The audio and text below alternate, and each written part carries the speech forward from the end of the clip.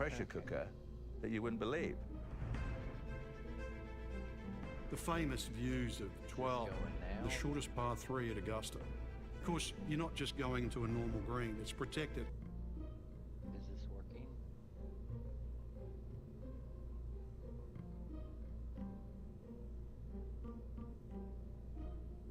By these gleaming white bunkers or raised creek.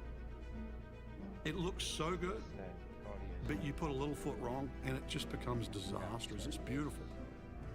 It just needs to be a 4 or 5 mile an hour wind that really casts that seed of doubt in your mind, and you're starting to wonder, you know, is it switching around? Is it swirling around? You're trying to time when you make your swing whilst those swirls are happening. You feel the wind, you look at the flag on 11, you see it blowing one way, you look down on the 12th green, the pin's doing exactly the opposite. Sometimes it can be good, sometimes it can be bad. Sometimes they can go out there and falls to the ground. Other times you've seen the golf ball ride the wind, that she stays in the air forever. Something magical about that spot. 12 is just not a place where you want to take unnecessary risk. Now, Koepka back at 12, 9-iron. I actually backed off my first shot because the wind was off the right and we thought it was off the left. I'd encourage anybody to go on that tee and see which way the wind goes because we don't even know as we're hitting it. There's some times where you can hit good shots and they don't work out. And you know, that was one of them. I hit it exactly how I wanted to. You could just see it climb a little bit at the end and I was like, oh boy, we're in trouble.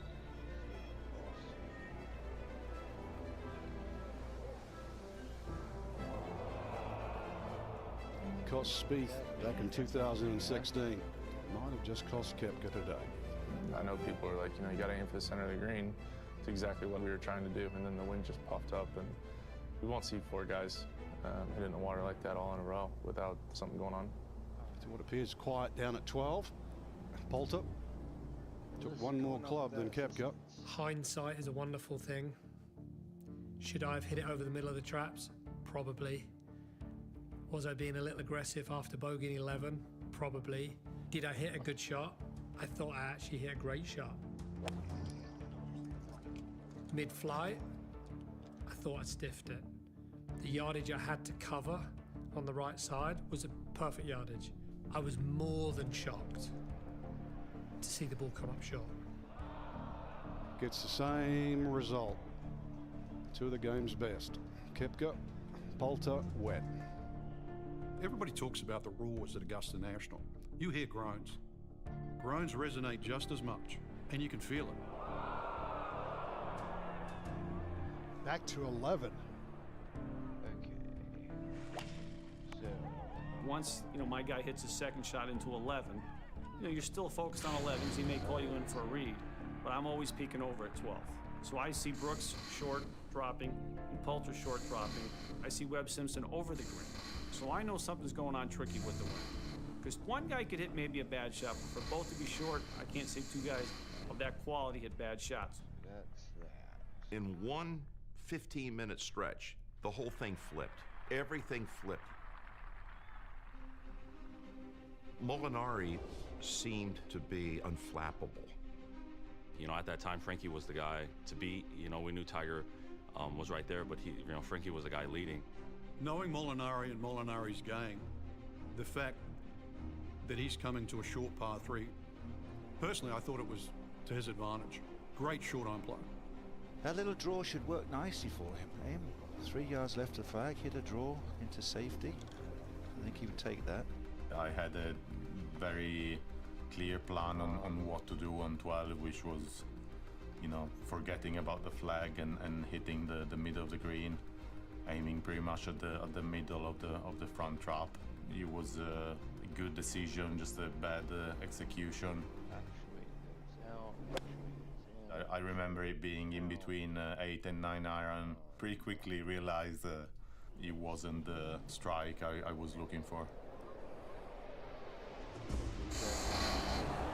I don't know how many thousand balls he hit with an 8-iron. And that's probably, over the last 5 to 10 years, the worst 8-iron he'd ever had. That was a huge turning point in 2019 Masters. You don't think that door is flown open now? Can Woods take advantage? I always believe in golf, especially at the Masters. Two things happen at once. Somebody fails, somebody hits a great shot. And that's exactly what happened. We've already gone over the numbers.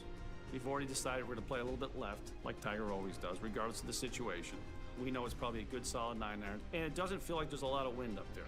But again, I'm going back 10, 12 minutes before that when I see those guys short, so I know something's going on, but at the same time, you don't feel the wind. You just got to figure it out on the tee. One thing that Tiger did, and I think it helped the fact that we saw Francesco hit it in the water, is that Tiger went a little further left and hit a little more full and harder than he normally would have. And as he hit, you know he hit it solid, but you can see as it's about halfway getting stalled. Even though you don't feel any of that wind on the tee. And now you're thinking, oh my God, what's going on here? And now you're thinking, get over the water. So there was some wind up here that you could not feel on the tee, which was crazy. That was safe going safe, that one, wasn't it? That's what Big Jack would say. If in doubt, you go in between the two bunkers, front and back.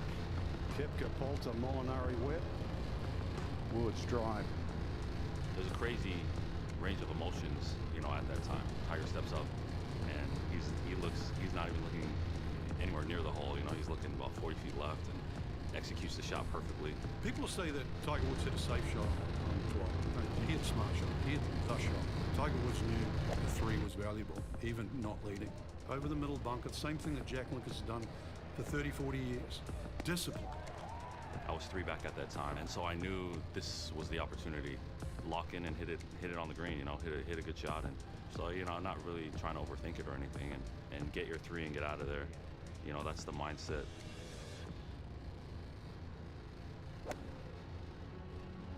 I just barely missed the shot.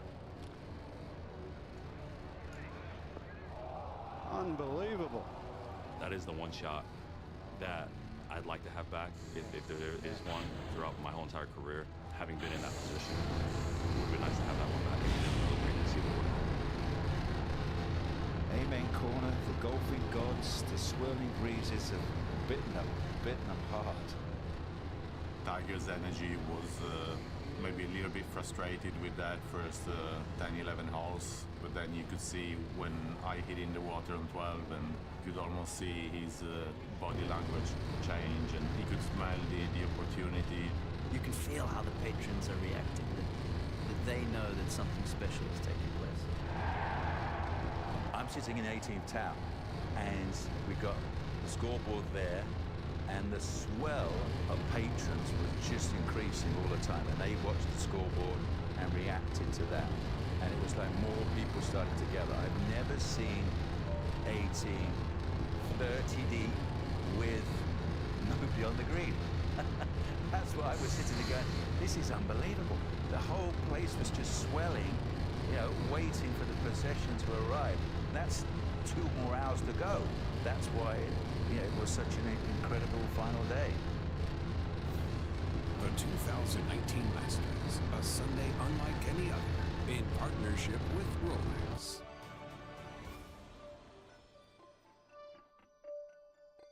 What was the buzz out there? Tiger alluded to it. It was just an incredible, intensity on that second 9.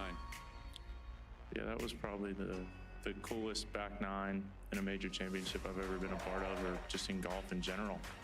And Shoffley, more than 65 feet away.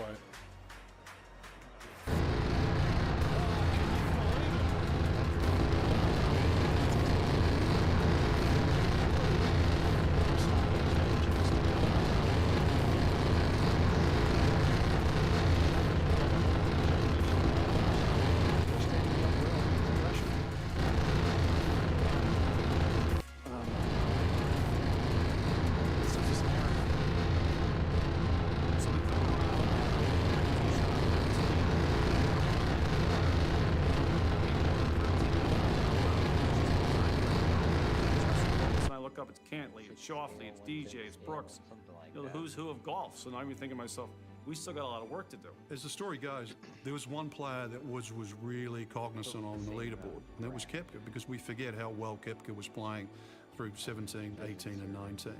So there was a big step backwards when Koepka rinsed one at 12, but he bounced back straight away. 13. And Brooks Koepka.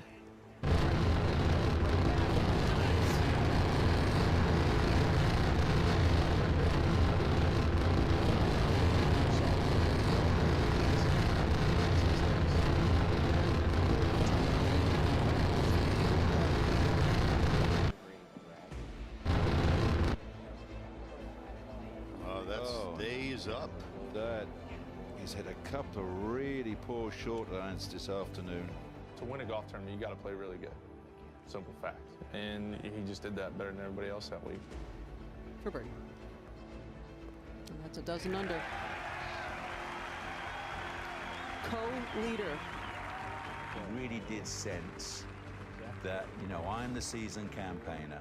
I'm Masters champion. I've really been here. 4 jackets. He knows that one shot is going to be key at the right time. Tiger on the 15th tee, setting up for his cut. And executes perfectly.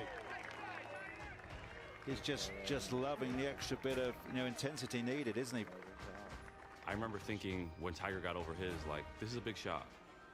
And the weight on top of the hill, Nick, has got to be excruciating. He looks calm, though, doesn't he? He had to have had 225, 230 to the hole, but I knew it was a big shot because he can hit it in a place that can get him in trouble. He can hit it in the water. If he blows it over the green, that's not an easy up and down.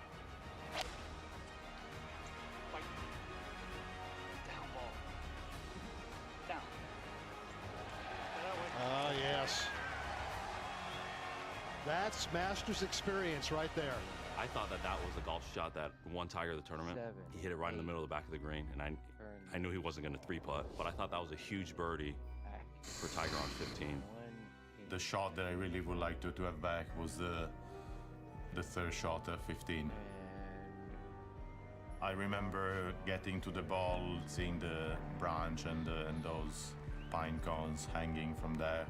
So I thought about playing a lower shot with my 56-degree wedge, but I was worried that they would not have enough spin to stop close to the hole. So I switched to the 60, trying to aim a little further right and just pulled it a little bit. Wow. I think this might have hit the tree. Pine cone comes down. Yes, the pine cone came down before the water. Yep. Oh, boy. That was a tough one to watch because Frankie was still very much in the golf tournament, and his hopes and dreams of winning the Masters, I think, ended right there. Tiger being there in 2, you know, he's probably going to make a 4. So I don't want to say if you're Francesco, you're kind of trying to force it in there, but you also know, listen, I pretty much got to make a 4 here now, too. 2 bogeys and 2 double bogeys in the final round for Francesco. Pressure on a Sunday at Augusta. My thought was like, this is it. It's over. Can't really do much more in those last 3 holes. Tiger shows no emotion. I don't know what he's thinking inside, but he shows no emotion. Maybe he thinks, listen, I've got my own issues here. I've got to 2-putt this thing and move on. So I can't worry about what anyone else is doing. Tiger Woods has the lead at -13. You went from Tiger is the one pursuing, and there's a lot of people in the mix, to suddenly it felt like the old days. Oh my God, Tiger's on top of the leaderboard? How am I going to beat this guy? I can't beat this guy. He knew that once I get in front of everybody, nobody's going to catch me. And 16 through the years, my goodness, what a stage. So as soon as he hits it, you know it's going to be good. You know, you just know.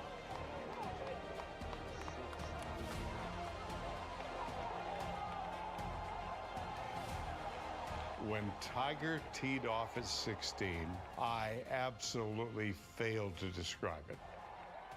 I was in awe of the shot and incapable of speech. The shot at 16, just spectacular. The other thing I remember is on the replay, Michael Phelps, perhaps the greatest Olympian ever, was standing right behind the box. He was like I was. He was awestruck. He couldn't say a word. Tried not to be a fan, but I know all of us in the truck was yelling, go in, because can you imagine if he had knocked a hole in one on the 16th hole. Vern would have fallen out of his tower if he'd had to go through. In your life, have you ever done that one? How do I finish that line off, you know? I am compelled to say, oh my goodness. At Augusta, you definitely know which player it is by the size of the roar. The ground shakes. The electricity is different. It's really, truly cool to see. Every single person on the hole standing up want this ball to go in, and the funny thing is the only person that doesn't care if it doesn't go in is me. I just want it to be close, make birdie, and get out of here. You know what I mean? You don't think hole-in-one on the tee. It's only like a 4-foot putt. I know exactly what it does. And I said, Joey, come on, take a look at this. I said, take a look at this one. Are you kidding me? Knock this thing in the back of the hole, pro. You're too good to even worry about this little putt. Right in the middle. Right in the middle. He teased me to this day that I was afraid to read a putt on the 70th hole of the Masters. I just thought it was so last minute, I don't want to throw him his office routine. I love reading putts, and he knows that. So we have a running joke going with that. That's when I thought, he's not going to let go of it. Because everybody else, again, was still trying to deal with, I'm now trying to win my first green jacket, and oh, I've now got to beat Tiger to get my first green jacket. I think that's when they knew that this is not going to happen. This is really impossible. You know, what he did coming down the stretch was impressive, and I mean, we already knew Tiger was back, but I think he just put the exclamation point on that. He's just good, man. I don't know what to say. The 2019 Masters, a Sunday unlike any other, in partnership with Rolex.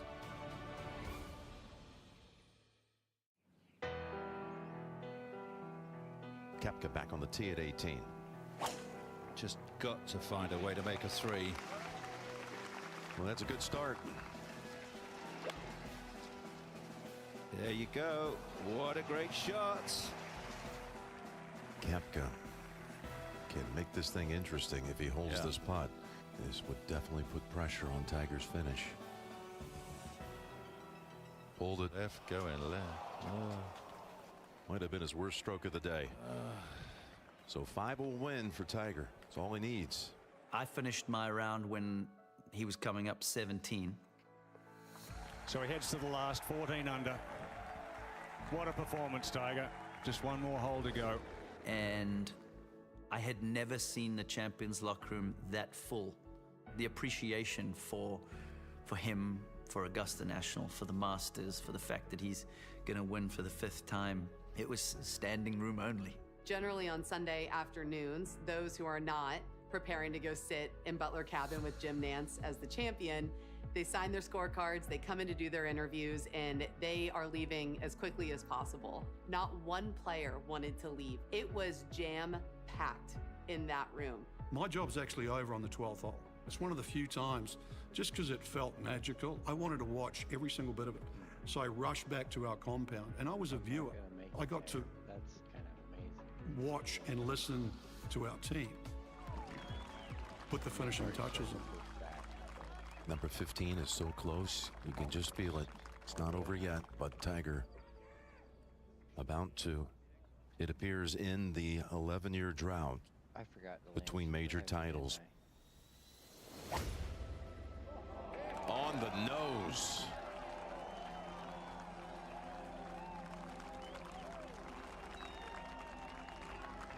I was able to enjoy that walk up with Tiger and just understand the magnitude, I think, of really what was going to happen for our game and again for Tiger Woods. I mean, the first Masters I ever watched was '97. He inspired me to pick up a golf club and play.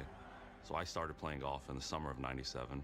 Now walking up 18, I was able to soak it in at that moment and say, wow, this is really cool. In 18 fairway, he's driven it on the right side of the fairway. He's got some issues here. There are limbs that are blocking a direct line for him. So he's taken his time discussing what he's going to do strategically with Joe. We're kind of going back and forth because he knows to this left pin, he cannot be long and he cannot be left. But Tiger hits an 8-iron that went about the distance of a pitching wedge.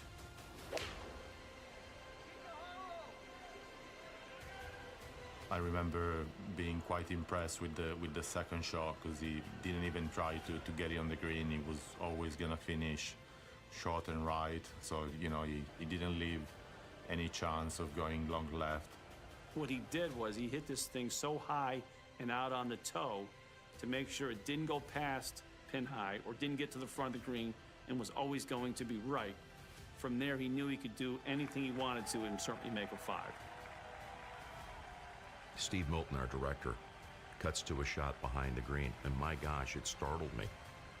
There is Sam and Charlie, daughter and son, and it struck me that this was one of the biggest moments of his life, that they were going to be able to eyeball for the first time.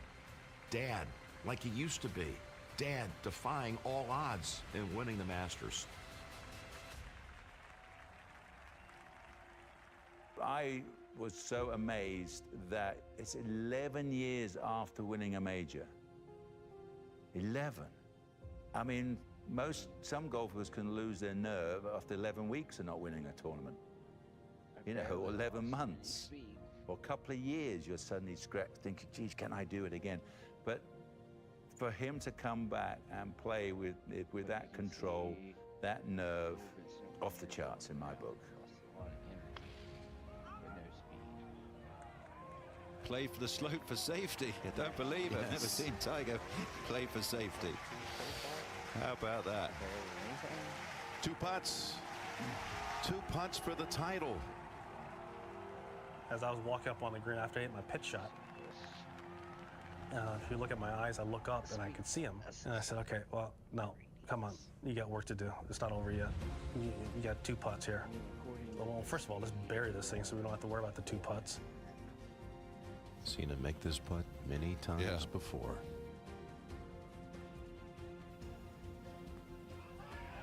Let him in history. Okay. That went over the edge. What happened? And I could see his knees bend a little bit, as if to say he wanted the putt to go in so bad. I'm thinking to myself, this is the first time ever you've wanted a putt to go in that doesn't matter. Just missed it, but then I still had work to do. And then when I finished my work, I could let the emotions go, and I let them go. Waited for years. Many doubted we'd ever see it. But here it is. The return to glory.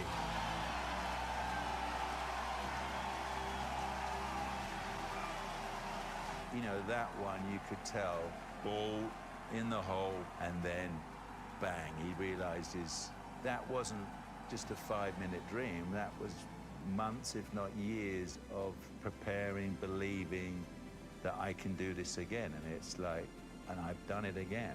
Think about the years leading up to that day, and you think about what he had gone through.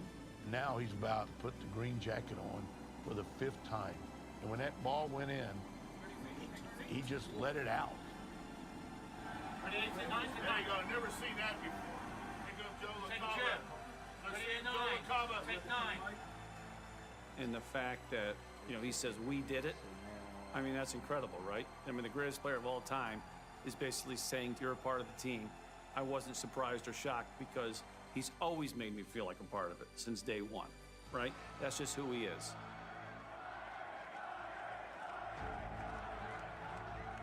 It was incredible to feel the appreciation of the patrons. They continued to embrace him with those Tiger chants that might have been even louder than any of the Tiger roars that we heard all week. Everything felt so much bigger than just Tiger. And I think that was the reminder that he truly transcends the world of golf. That narrative with that moment in time, for that man and for that family, that's what it was. It was a moment of glory. And after that, what can you say? There's nothing you can say. Jim Nantz and Nick Faldo did something astonishing, in my view, for people in my craft. They laid out for 2 minutes and 35 seconds. and I was in awe of their discipline. Play this out. Do not say a word. Do not say a word. Ready, 18, take 18. Watch this. Watch this. Play this all the way out without saying a word. It's a visual medium, and in front of us was the greatest celebration the game has ever seen. To have the sense of purpose of letting the moment breathe and letting it live. And that was superb broadcasting. Many people say that was my best work. So, so I think we were all mesmerized. It was not just watching golf, was it? We were mesmerized at a historic moment again. And it played out with some of the greatest television moments that our medium has ever seen.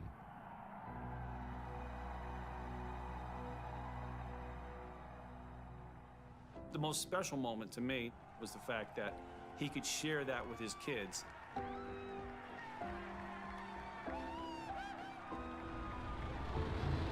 For them to be there and appreciate what he's been through to get there.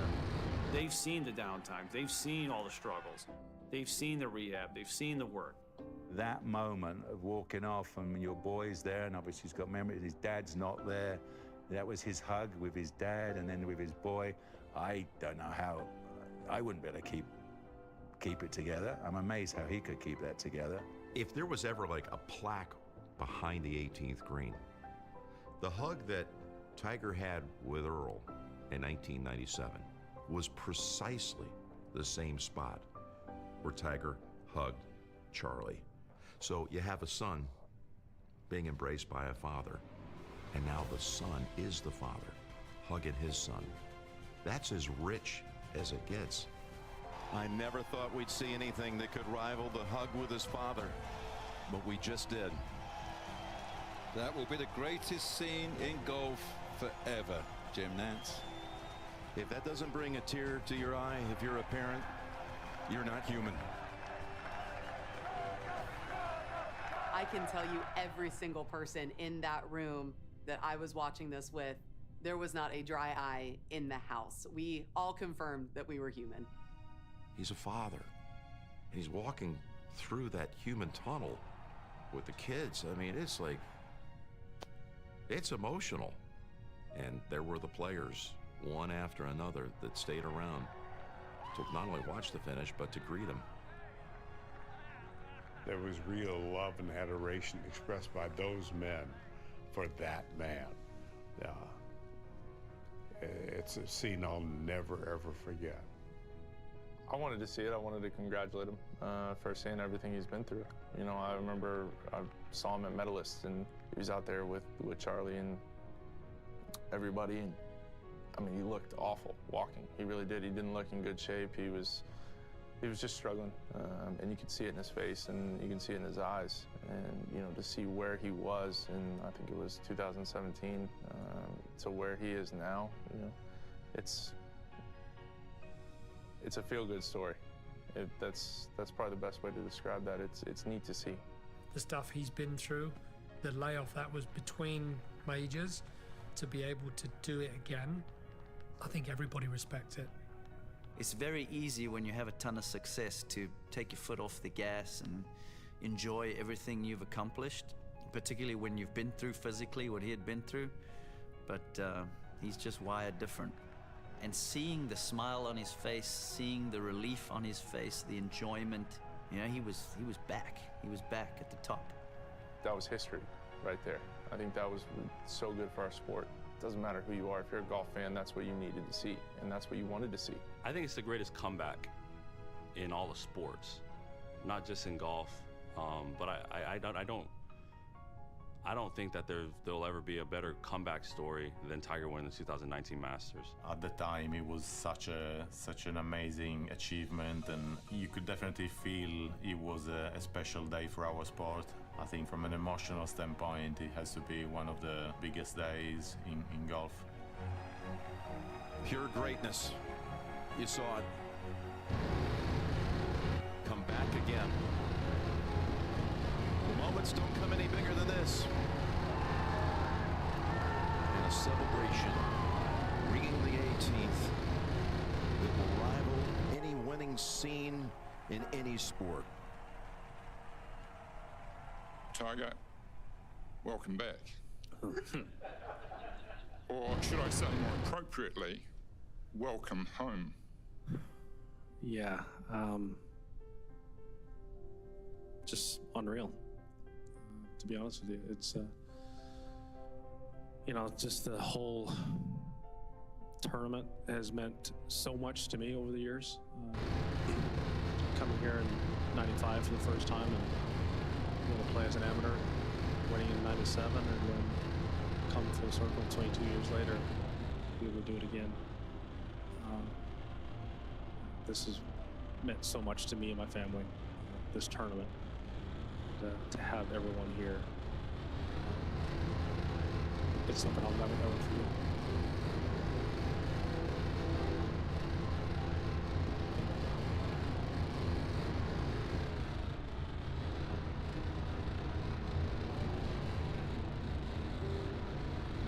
If you had a chance to take one image from your whole career that defined you as a golfer and what was in your heart more than anything else, what would that image be, that snapshot?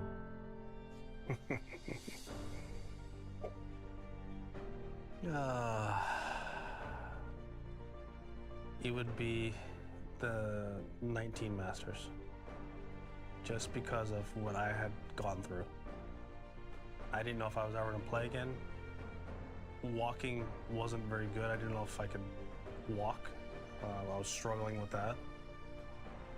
And then to battle back, I mean, a lot of the players, the reason why they're all there, I mean, they saw me in the training room. They saw how bad it was. And a lot of the players were texting me and FaceTiming me because they knew how bad I was at the time, which I had fought through to get to that point where I had fallen off from. And I battled back and was able to put it all together and was able to win one last major. Started at Augusta. There it is, a win for the ages. And then for it to end at Augusta, and I've had some pretty good years in between there. From my dad being there to some of the other big wins there to complete the slam, to going back to back. I had a pretty good chip in '05. You know, I've had some good moments there, and then to have the family there at the very end. Hopefully I've stopped the end of it, but as of right now, those are two pretty good bookends.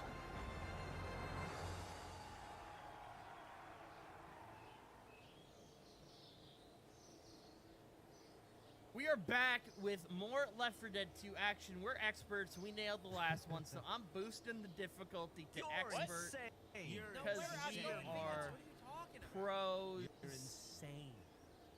I mean, We'll it's be not dead this in a is minute. expert. It's not realistic. No, it's not realistic. This is expert. Realistic is even harder. He's got you there. So 2 of us died on advance. Yeah, but in the final one. So this time I have a feeling 3 of us will die. But somehow Andrew will make it to the end. And that's all that matters for the team. Gotta look out for number 1, baby. Number 1 is the team, and I was looking out for number 1, which was the team. There you go. There's no 1 in team. I had a friend whose last name was Parrish, and he graffitied his name on a fence, but he misspelled it. He put a V after the R, and I called him Parvish for 5 years. How do you what? He didn't misspell it, he just sprayed wrong, and it kind of looked like a V, and I just refused to let it go. Well, I was a good friend of you. Well, it was a written flub, and you love flubs. I'm there to hop on a flub. Do you think that was where your love of flubs originated? Maybe. That's a great question. Do a test. Ow! Okay. Friendly fire does quite a bit of damage.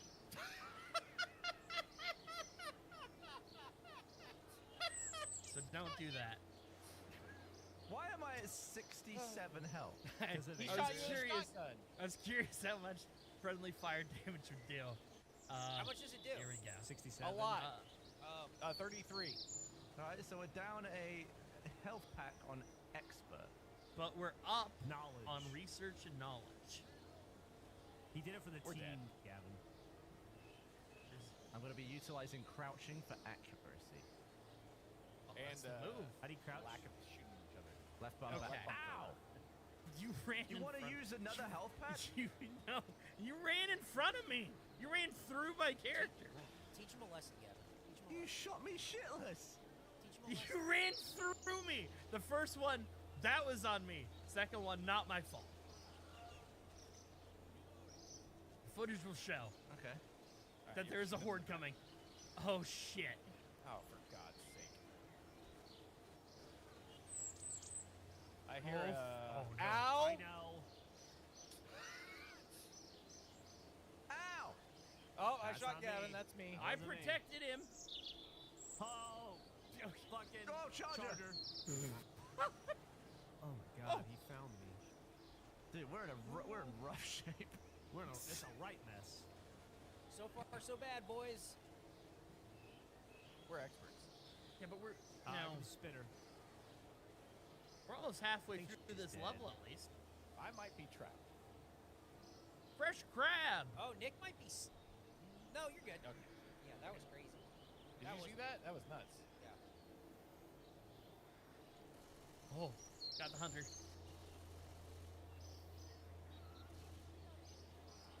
Oh my God. Oh, what are you doing down there? Is that where we're supposed to go? Yeah, this Yeah, is the way but we go. He went without communicating. Yeah, at all in any way whatsoever. Someone's got to go all the I way thought up to we'd the go front. forward. Right, but we were pillaging for things. Behind me. I'm Behind me. already Behind me. pillaged. Thank you. Oh, this is where the Easter egg